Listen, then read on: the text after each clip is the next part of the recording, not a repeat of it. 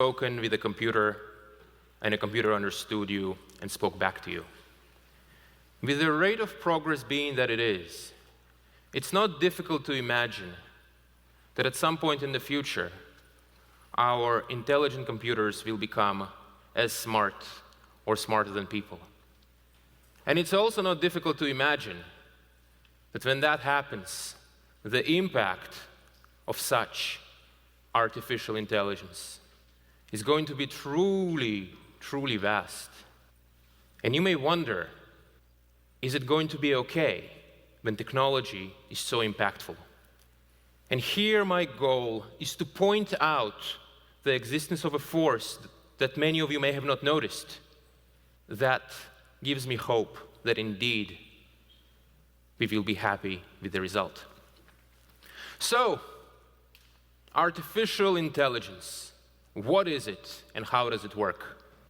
Well, it turns out that it's very easy to explain how artificial intelligence works. Just one sentence. Artificial intelligence is nothing but digital brains inside large computers. That's what artificial intelligence is. Every single interesting AI that you've seen is based on this idea. Over the decades, scientists and engineers have been figuring out how such digital brains should work and how to build them, how to engineer them. Now, I find it interesting that the seat of intelligence in human beings is our biological brain. It is fitting that the seat of intelligence in artificial intelligence is an artificial brain. Here I'd like to take a digression and tell you about how I got into AI. There were three forces that pulled me into it. The first one was that when I was a little child, at around the age of 5 or 6, I was very struck by my own conscious experience, by the fact that I am me and I am experiencing things. That when I look at things, I see them. Like this feeling over time went away, though by simply mentioning it to you right now, it comes back. But this feeling of that I am me, that you are you, I found it very strange and very disturbing almost. And so when I learned about artificial intelligence, I thought, wow, if we could build a computer that is intelligent, maybe we will learn something about ourselves, about our own consciousness. That was my first motivation that pulled me towards AI. The second motivation was more pedestrian in a way. I was simply curious about how intelligence works. And when I was a teenager, an early teenager in the late 90s, the sense that I got is that science simply did not know how intelligence worked. There was also a third reason, which is that it was clear to me back then that artificial intelligence, if it worked, it would be incredibly impactful. Now, it wasn't at all obvious that it will be possible to make progress in artificial intelligence. But if it were possible to make progress in artificial intelligence, that would be incredibly impactful. So these were the three reasons that pulled me towards AI. That's why I thought that's a great area to spend all my efforts on. So now, let's come back to our artificial intelligence, the digital brains. Today, these digital brains are far less smart than our biological brains.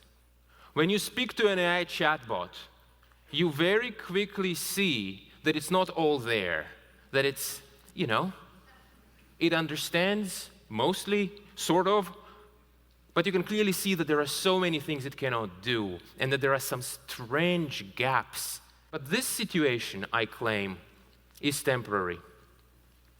As researchers and engineers continue to work on AI, the day will come when the digital brains that live inside our computers will become as good and even better than our own biological brains. Computers will become smarter than us. We call such an AI an AGI, artificial general intelligence. when we can say that the level at which we can teach the AI to do anything that, for example, I can do, or someone else. So, although AGI does not exist today, we can still gain a little bit of an insight into the impact of AGI once it's built. It is completely obvious that such an AGI will have a dramatic impact on every area of life, of human activity and society. And I want to go over a quick case study. This is a narrow example of a very, very broad technology. The example I want to present is healthcare. Many of you may have had the experience of trying to go to a doctor. You need to wait for many months, sometimes, and then when you do get to see a doctor, you get a small, very limited amount of time with the doctor, and furthermore, the doctor, being only human, can have only limited knowledge of all the medical knowledge that exists. And then by the end of it, you get a very large bill. Well, if you have an intelligent computer, an AGI, that is built to be a doctor, it will have complete and exhaustive knowledge of all medical literature. It will have billions of hours of clinical experience, and it will be always available and extremely cheap. When this happens, we will look back at today's healthcare similarly to how we look at 16th century dentistry. When they tie people with belts and then have this drill, that's how today's healthcare will look like. And again, to emphasize, this is just one example. This is just one example. AGI will have dramatic and incredible impact on every single area of human activity.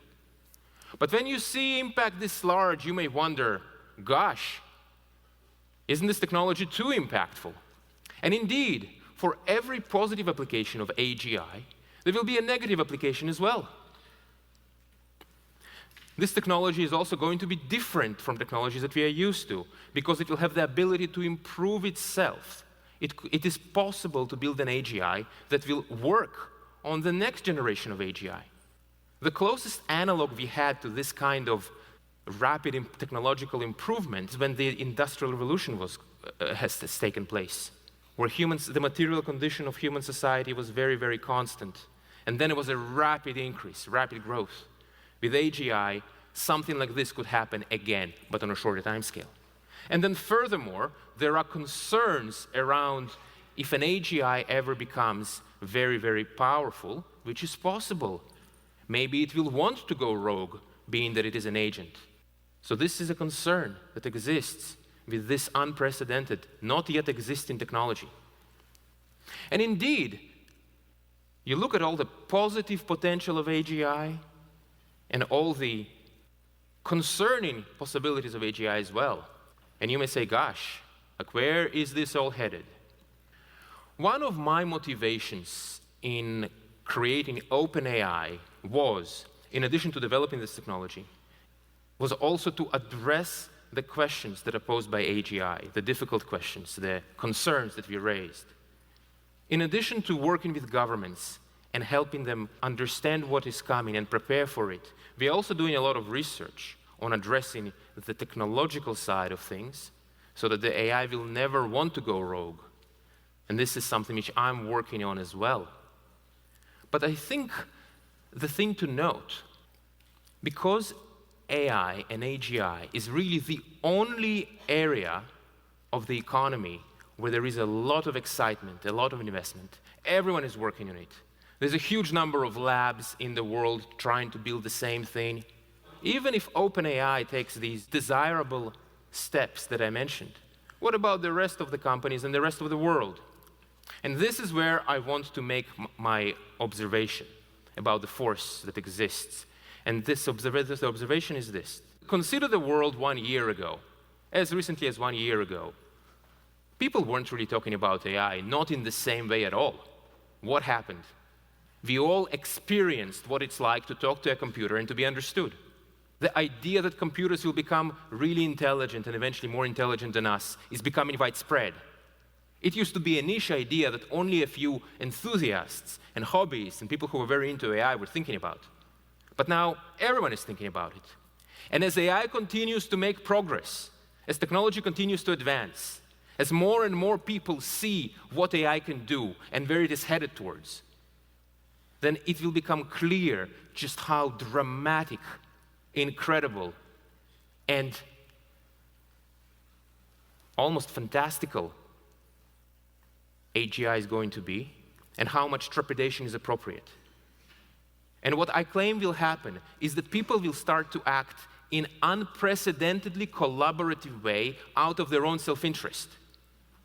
It's already happening right now.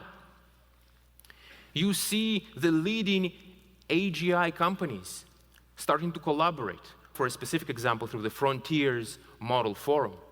And we will expect that companies that are competitors will share technical information to make their AI safe. We may even see governments do this. For another example, at OpenAI, we really believed in how dramatic AGI is going to be. So one of the ideas that we were operating by, and it's been written on our website for 5 years now, that when technology gets such that we are very, very close to AGI, to computers smarter than humans, and if some other company is far ahead of us, then rather than compete with them, we will help them out, join them, in a sense. And why do that? Because we appreciate how incredibly dramatic AGI is going to be.